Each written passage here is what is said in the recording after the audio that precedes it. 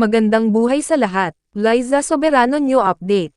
Liza Soberano spotted sa Gold House, 5th Annual Gold Gala, sa Los Angeles, California. Hollywood stars, Liza Soberano, and HER, during the annual gala, ay magkasama. Liza Soberano, di nagpatinag, sa mga events, na pinupuntahan nito. Liza doesn't aged. She is gorgeous as ever. Lahat ng updates nito, halata mong lalo itong gumaganda, sa pagdaan ng mga araw, buwan, at taon. Sa aura nito, super obvious, na happy, ang contented, ang dalaga. Ating pang panoorin, ang iba't ibang ganap, sa dalaga.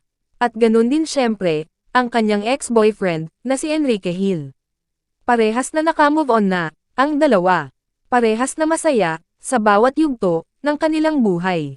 Basta ang malinaw sa ngayon, si Liza Soberano, ay wala pang balak pumasok, sa bagong relasyon.